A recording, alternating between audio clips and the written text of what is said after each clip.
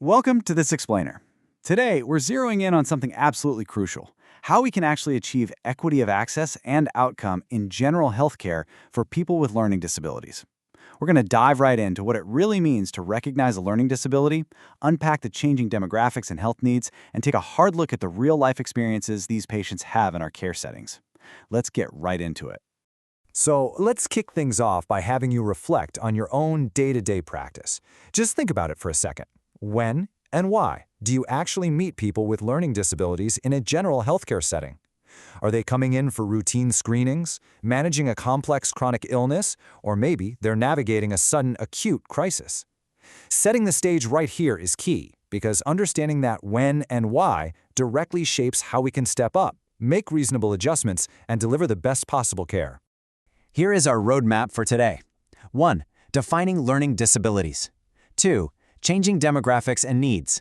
3. Barriers to healthcare access. 4. Diagnostic overshadowing explained. 5. Navigating valid consent. And 6. Steps toward healthcare equity. Let's jump into Section 1, Defining Learning Disabilities. Now, take a second and really think about this. What is your own definition of people with learning disabilities? Like, what conditions do you instantly feel this term includes? Or honestly, perhaps even more importantly, what does it not include? In healthcare, running on vague assumptions can literally lead to entirely inappropriate care pathways. We need a rigorous, standardized baseline. So, based on the Department of Health framework, the crucial point here is that a true learning disability involves 3 distinct concurrent criteria. They literally all have to be present. First, there has to be a significantly reduced ability to understand new or complex information, basically impaired intelligence. Second, a reduced ability to cope independently, meaning impaired social functioning. And third, this whole picture must have started before adulthood, leaving a lasting effect on development. If a patient doesn't check all 3 of these boxes, they actually fall under a completely different diagnostic umbrella. Moving right along to Section 2, Changing Demographics and Needs. You have to consider the sheer scale of this. We are looking at an estimated 1.5 million people in the UK with a learning disability. That's roughly 1 to 3% of the entire population. But it's not evenly spread out.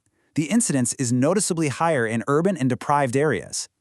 To put that 1.5 million figure into perspective for a second, that is nearly double the amount of people living with dementia in the UK right now. It's a massive patient population, and the numbers for both kids and adults are only going up. Now, this table brilliantly illustrates the changing real-world needs of these patients. Thanks to modern medicine, life expectancy for this group has shot way up, which is fantastic news. But the flip side is that these patients are now living longer with highly complex comorbid health needs. In fact, patients with learning disabilities now average 3 long-term health conditions. Look closely at the top 3 commendations here. Notice how epilepsy and dysphagia feature in every single one of them, paired up with dementia, constipation, or cardiovascular issues. This level of complexity, it's exactly why we absolutely need highly integrated health and social care teams working seamlessly together. All right, on to Section 3, Barriers to Healthcare Access. I want us to genuinely step into their shoes for just a minute. Clinical environments can be deeply, deeply intimidating. A person with a learning disability might literally be terrified of people in uniforms. They might struggle immensely with waiting in a busy room just because the abstract concepts of time or queuing don't make sense to them. Add in sensory impairments that physically limit their ability to hear your instructions, or limited literacy that makes standard appointment letters or dosage notes look like gibberish. Try to imagine the raw stress of feeling sick, completely compounded by being stuck in an environment that feels utterly alien to you. Which brings us to Section 4, Diagnostic Overshadowing Explained. Okay, pay close attention here, because this is a massive pitfall in healthcare. The absolute core takeaway is that real, highly treatable medical issues are frequently dismissed merely as part of the patient's existing disability. If a patient with a learning disability suddenly shows severe behavioral changes or agitation, it is incredibly easy and incredibly dangerous to just write it off as, oh, that's just a feature of their disability. No way. It could be a urinary tract infection. It could be a dental abscess. It could be severe constipation. Diagnostic overshadowing actively prevents accurate diagnoses, and frankly, it costs lives. We must never assume a new symptom is just baseline behavior. Let's pivot now to Section 5, Navigating Valid Consent. It is so vital to test our assumptions about autonomy here. Think about it. If your patient is an adult, 18 years or older, and they have a learning disability, from whom exactly can consent be sought?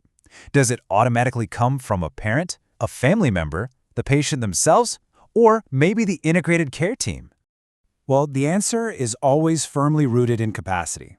For consent to actually be valid, we have to strictly evaluate if that adult patient has the capacity to make that specific decision at that specific time.